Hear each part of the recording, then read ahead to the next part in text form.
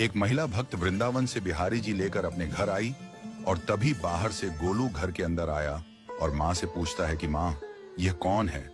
तो मैया ने बोला, ये भगवान हैं और ये ही हमारे मालिक हैं।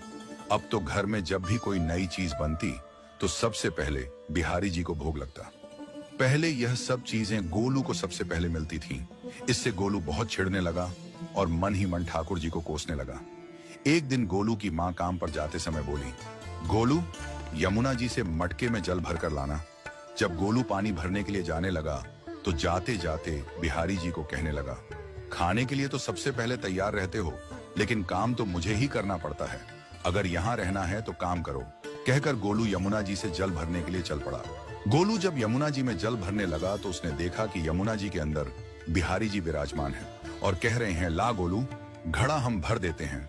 गोलू उनको देखकर हैरान हो गया और बोला, नहीं नहीं, मैं अपने आप भर लूंगा। लेकिन ठाकुर जी ने उसके हाथ से घड़ा ले लिया और भरकर घर ले आए।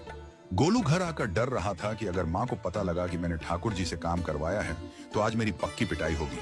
माँ ने घर आकर बिहारी जी को गीले कपड़ों में देखा तो एकदम से हैरान हो गई और कहने लगी कि गोलू, ये जरूर तेरी शरारत है, जरूर तूने ही इन पर जल डाला है। गोलू ने अपनी माँ को समझाने का बहुत प्रयास किया, लेकिन माँ ने उसको डांट कर चुप करा दिया और ठाकुर जी के भीगे हुए वस्त्रों को बदलने लगी।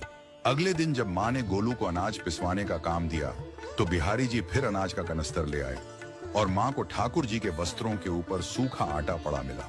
तो माँ ने फिर गोलू को डांटा कि तुझे पता नहीं कि ये हमारे भगवान हैं और तू भगवान के साथ शरारत करता है। आज तूने फिर इनके ऊपर आटा फेंका है। तो गोलू शपथ लेकर कहने लगा, नहीं माँ, मैंने कोई शरारत नहीं करी है। ये तो मेरे हाथ से गेहूं का कनस्तर लेकर खुद पिसवा कर आए हैं। गोलू की माँ आज बहुत गुस्सा हुई। अगले दिन फिर माँ बोली, बेटा गोलू, आज तुम्हारे बाबा बाहर गांव से वापस लौट आएंगे। बस आज का ही काम है, तुम जंगल से थोड़ी लकड़ियां ले आना। गोलू फिर डर गया, कहीं ठाकुर जी फिर मेरे पीछे ना आ जाएं। गोलू ने माँ को बोला कि मैं चला तो जाऊंगा, लेकिन बिहारी जी को समझा लो, वो मेरे पीछे ना आई। उसकी माँ हंसकर बोली, हाँ हाँ समझा दूंगी, तुम जाओ तो सही। गोलू जल्दी जल्दी लकड़ियां लेने जंगल में चला गया और माँ काम पर चली गई।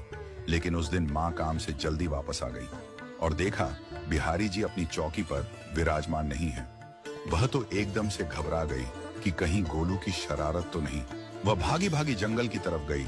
तभी उसने देखा कि गोलू के साथ एक इंसान लकड़ियों को लेकर घर आ रहा है।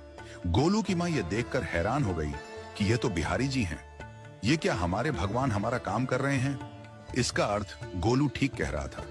वह जल्दी जल्दी भागकर ठाकुर जी के पास गई और लकड़ियां उनके हाथ से लेते हुए उनके चरणों में गिरकर रोती हुई बोली, हे बिहारी जी, ये आप क्या कर रहे हो? मुंह गरीब का काम क्यों कर रहे हो? ठाकुर जी मुस्कुराते हुए बोले, हमें तो तेरे बेटे पर बहुत प्यार आता है। सब लोग हमें भगवान समझते हैं, लेकिन एक तेरा बेटा ही था जो हमको अपना मानता था।